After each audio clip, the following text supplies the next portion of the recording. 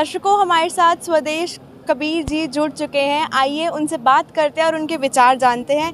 बहुत बहुत नमस्कार स्वामी जी, आपका बहुत बहुत स्वागत है हमारे चैनल पे। आपका बहुत बहुत शुक्रिया, जी। धन्यवाद। मैं आपसे जानना चाहूँगी कि क्या हुआ ऐसा जो आप आज यहाँ संत रामपाल जी महाराज के आश्रम में पधारे और कैसी लगी आपको यहाँ की व्यवस्थाएं?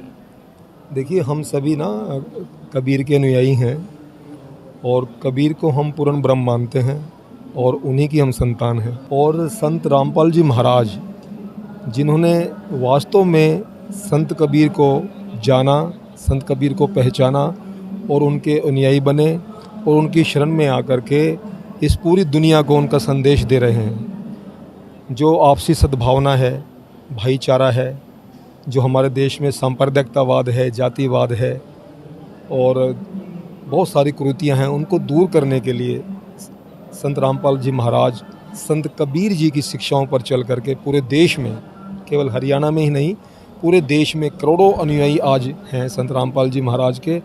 और हर प्रकार से, चाहे नशा मुक्ति की बात हो, चाहे दहेज के खिलाफ मुहिम चला रखी है, हज़ारों जोड़ों के शादियां करा रहे हैं बिना दहेज के इसी आश्रम में आप। और जो गरीब लोग हैं, लाचार लोग हैं, जिनके पास मकान नहीं है, उनके मकान देने की, बना के देने की बात कर रहे हैं। और इस पूरे विश्व में सबसे पहले, सबसे जल्दी मकान बना करके जो दे रहे हैं वो संत रामपाल जी महाराज जी दे रहे हैं। केवल अभी रिकॉर्ड बनाया, केवल 7 दिन में एक गांव में केवल 7 दिन में मकान बना करके पूरा दे दिया। अपंग लोग हैं, उनके लिए काम हो रहा है। अब यहाँ पर आप देखेंगे कि 500 बेड का मेडिकल बन रहा है, जिसमें हर प्रकार की सुविधाएं होंगी। आपका किसी प्रकार का भी इलाज होगा, कोई बीमारी आपको होगी, वो मुफ्त में बिल्कुल निःशुल्क आपका इलाज होगा। आपको यहाँ रखा जाएगा और बिल्कुल स्वस्थ करके आपको यहाँ से भेजा जाएगा। तो पूरे देश में संत कबीर के अनुयायी लगभग करोड़ों के अनुयायी हैं और संत रामपाल जी महाराज जी एक ऐसी मुहिम चला रहे जो आज तक इस पूरे देश में, दुनिया में चली नहीं है। तो हम तो ये आपसे, आपके माध्यम से, आपके चैनल के माध्यम से ये आम जनता से भी और सभी जो लोग देख रहे हैं आपके चैनल को, उनसे हाथ जोड़ के प्रार्थना करते हैं कि आप जुड़ें, देश की संस्कृति, परंपरा, इतिहास, सभ्यता और संस्कारों को निहित करके, आत्मसात करके चलें। क्योंकि हमारा तो एक ही नारा है, वसुदेव कुटुंबकम, पूरे विश्व का कल्याण होना चाहिए। ये पूरी धरा हमारी है, ये भूमि हमारी है। हमने बेशक लकीरें खींच दी है इस पृथ्वी पर कि ये मेरा देश, ये मेरा देश, ये मेरा देश, लेकिन हम देश दुनिया से बाहर की बात करते हैं। क्योंकि ये लकीरें, मान लो अब जैसे पानी भर रहा है, बाढ़ें आ रही हैं, तो क्या बाढ़ का पानी लकीरें देख रहा है? ये इस देश की लकीर है या इस राज्य की लकीर है? बाढ़ का पानी तो सब चल रहा है। उसमें भी हमने सुना है कि संत रामपाल जी महाराज बाढ़ पीड़ितों को और अलग अलग लोगों को काफ़ी हेल्प कर रहे हैं। अभी पंजाब में संत रामपाल जी महाराज ने 1.5 लाख श्रद्धालु हैं, उनकी ड्यूटियां लगाई हैं और पूरे पंजाब में चाहे बचाव कार्य चल रहा है, चाहे उनको खाद्य सामग्री वितरण की बात चल रही है और चाहे उनको मकान बनाने देने की बात, सब बहुत 1.5 लाख लोग हमारे काम कर रहे हैं। तो इतना पूरे विश्व पटल पर, अब हम पाकिस्तान की बात करते हैं, हमेशा पाकिस्तान को हम शत्रु मानते हैं क्योंकि हमारा युद्ध हुआ है पाकिस्तान के साथ। पाकिस्तान में भी हमारे 30 लाख से ज़्यादा अनुयायी हैं। 30 लाख से ज़्यादा अनुयायी संत रामपाल जी महाराज के हैं पाकिस्तान में भी। तो आप नेपाल में जाएं, आप यूरोपियन कंट्रीज़ में जाएं, पूरा विश्व जो है वो कबीरमय होने वाला है, सब संत रामपाल जी के भक्त होने वाले, क्योंकि ये सच्चाई, ईमानदारी और निष्ठा पर काम कर रहे हैं। हम केवल गरीबों का, लाचारों का, दीन दुखियों का, जो लोग मुख्य धारा में नहीं हैं, अब जो गरीब लोग हैं उनको भी जीने का अधिकार है, उनको भी खाने का अधिकार है, उनको भी हर प्रकार की सुविधा का अधिकार है। तो हम चाह रहे हैं कि हमारा देश विश्वगुरु कब बनेगा? हमारा देश विश्वगुरु तब बनेगा जब अंतिम छोर पे बैठा हुआ व्यक्ति भी गर्व से ये कहेगा कि मैं भारतीय हूँ, मुझे भारतीय होने पे गर्व है।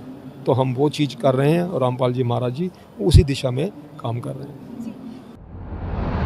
मैं आपसे कबीर जी के बारे में जानना चाहूँगी। अक्सर हमें सुनने को मिलता है कहीं से कि उन्होंने प्रकट हुए थे इस धरती पे, इस धरा पे, और कोई बोलते हैं कि उन्होंने एक विधवा ब्राह्मणी से जन्म लिया था। क्या विचार है आपका इसके बारे में, क्या कहना चाहेंगे? देखिए, जैसे ब्रह्मा जी पुष्प कमल से पैदा हुए थे, कमल से पैदा हुए थे ब्रह्मा जी। तो कलयुग में भी कबीर जो पैदा हुए वो भी पुष्प कमल से ही पैदा हुए। काशी के लहर तारा तालाब में पुष्प कमल से वो अवतरित हुए थे। वो किसी गर्भ से पैदा नहीं हुए, अवतरित हुए थे। और जब वो अवतरित हुए तो हज़ारों सूर्य का प्रकाश उस लहरतारा तालाब में खिल गया था।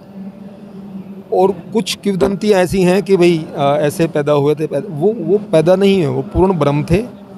और पूर्ण ब्रह्म क्या थे कि जब गुरु नानक देव जी महाराज और रविदास जी महाराज जो उनके समकालीन थे, तो उन्होंने गुरु रविदास जी को और गुरु नानक देव जी को दोनों हाथों में लेकर, एक हाथ में उसको पकड़ा, एक हाथ में उनको पकड़ा और कहा कि चल तुम्हें ब्रह्मलोक के दर्शन कराने के ले चलता हूँ। तो दोनों को ब्रह्मलोक में ले गए और ब्रह्मलोक में ले जाकर के उनको खड़ा किया और कहा कि चलो तुम घूम लो। तो घूमते घूमते सबसे बड़े हॉल में चले गए। तो वहाँ सबसे बड़े हॉल में जो सबसे बड़ी कुर्सी थी, जब उनकी निगाह उस कुर्सी पे पड़ी तो उन्होंने देखा, अरे जो हमें लेके आया वही सबसे बड़ी कुर्सी वही बैठा है, जो हमें लेके आया पृथ्वी लोक से, मृत्यु लोक से, वो यहाँ पे बैठा है। ये तो परमात्मा है, ये तो आश्चर्य की तरह के। तब गुरु नानक देव जी ने लिखा था, अपने शब्दों में गुरु नानक देव जी ने लिखा था, बड़ा सयाना बहुता भार। बड़ा सयाना मतलब बहुत समझदार, बहुत ज्ञानी। बड़ा सयाना बहुता बार, ये धानक रूप रहा करतार। ये धानक रूप जो है ना, ये पृथ्वी पे है कबीर, यही करतार है, ये ऊपर भी यही बैठा है। तो उसने बिल्कुल स्पष्ट लिख दिया था गुरु नानक देव जी ने। और जब और किंवदंती की बात करूं तो कबीर साहब ने जब अपना शरीर छोड़ा तो ये हमारे देश में ये किंवदंती थी कि जो काशी में मरेगा वो तो स्वर्ग में जाएगा और जो मगहर में मरेगा वो नरक में जाएगा। तो कबीर साहब ने 14 दिन पहले अपने शिष्यों को कहा कि मैं अब मगहर में जाना चाहता हूँ। मैं इस रूढ़िवादिता को, इस अंधविश्वास को भी समाप्त करके जाऊँगा कि लोग कहते हैं कि मगहर में जो मरेगा वो स्वर्ग में नहीं जाएगा, नरक में जाएगा। तो 14 दिन पहले आ गए थे, उनको पता था मुझे कब शरीर छोड़ना है। तो वहाँ पे उन्होंने शरीर छोड़ा, क्योंकि कबीर पूर्ण ब्रह्म थे। शरीर छोड़ा तो हिंदू और मुस्लिम जो थे वो बराबर मानते थे उनको। तो हिंदुओं ने कहा कि हम लेके जाएंगे, कबीर हमारा था, हम अंतिम संस्कार अपने रीति रिवाज से करेंगे।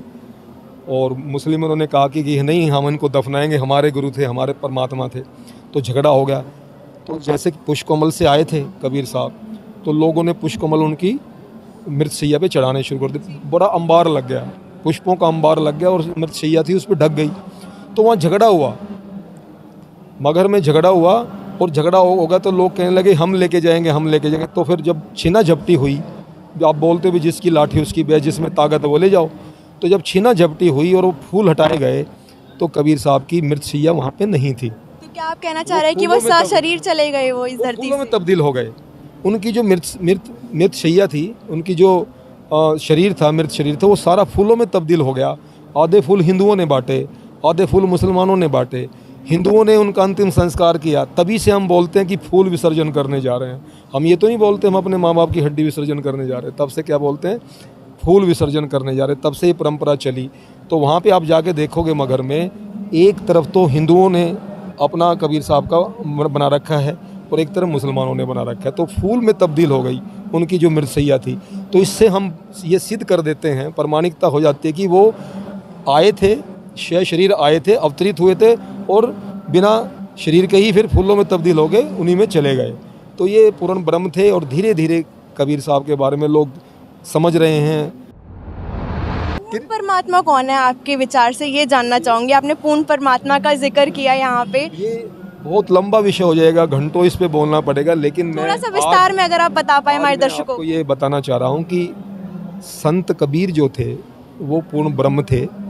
संत कबीर ने ही ब्रह्मा विष्णु महेश जिनको हम बोलते हैं, उनको भी शिक्षाएं संत कबीर ने दी थी। संत कबीर का ये पहला जन्म नहीं था, पहला प्रकट नहीं था। संत कबीर से किसी ने पूछा कि आपकी उम्र क्या है, तो उन्होंने बताया, संत कबीर ने खुद बताया कि हे देवो, मेरी क्या उम्र पूछोगे? सतयुग में हम आए सत सुकृत ऋषि के नाम से। सतयुग में राजा हरिश्चंद्र के समय में कबीर साहब प्रकट हुए थे सत सुकृत ऋषि के नाम से। फिर त्रेता आया, राम का टाइम आया। राम का टाइम जब आया तो उस समय ऋषि मुनिंदर के नाम थे, ऋषि मुनिंदर के नाम से संत कबीर थे। जब द्वापर युग आया, द्वापर युग में कृष्ण जी हुए। कृष्ण जी के समय में जो कबीर साहब प्रकट हुए थे वो करुणामयी ऋषि के नाम से हुए थे और कलयुग में कबीर के नाम से। तो सभी समय में, सभी युगों में, सतयुग में, त्रेता में, द्वापर में और सभी युगों में संत कबीर हैं। तो ये पूर्ण ब्रह्म हैं। धीरे धीरे जो जान पाया है, इनकी भक्ति कर रहा है, वो उनको देख रहा है, जान पा रहा है, वो समझ रहा है। आज पूरे विश्व के अंदर संत कबीर के सबसे ज़्यादा अनुयायी हैं रामपाल महाराज जी। करोड़ों अनुयायी हैं, इनसे ज़्यादा अनुयायी किसी के भी नहीं है। तो इससे हम ये सिद्ध करते हैं, धीरे धीरे आप भी जानोगे जब आप नाम ले लेंगे और फिर पुस्तकें पढ़ेंगे, आप ज्ञान गंगा पढ़ें, जीने की राह पढ़ें, तो आपको समझ में आ जाएगा कि कबीर साहब क्या थे। ये पहले ऐसे अवतरित हुए थे हमारी धरा पर जिनको सभी लोग मानते थे। हिंदू भी उतना ही मानते और मुस्लिम भी उतना ही मानते। आप पाकिस्तान में जाके देखिए, 25 लाख लोग संत कबीर को मान रहे हैं, रामपाल महाराज जी को मान रहे हैं, जिनको अपना दुश्मन देश करें। तो धीरे धीरे यूरोपियन कंट्री के लोग, अमेरिकन कंट्री के लोग, ऑस्ट्रेलियन कंट्री के लोग, सब लोग मान रहे हैं कबीर को। तो एक दिन ये पूरा विश्व जो है रूढ़िवादिता को ख़त्म करके, सांप्रदायिकतावाद को ख़त्म करके, जातिवाद को ख़त्म करके ये पूरा विश्व जो ना कबीर में हो जाएगा, रामपाल जी महाराज जी को मानने लग जाएगा। क्यों? क्योंकि यहाँ पे रूढ़िवादिता नहीं है, यहाँ पे अंधविश्वास नहीं है, यहाँ पे कट्टरपंथी नहीं है। यहाँ पे आप आ रहे हैं तो आपकी जाति नहीं पूछी जाएगी, आप किस जात के हैं, कहीं से भी आए, पूरे विश्व से कहीं से। जाति ना पूछिए साधु की, पूछ लीजिए ज्ञान, और मोल करो तलवार का, पड़ी रहन दो म्यान।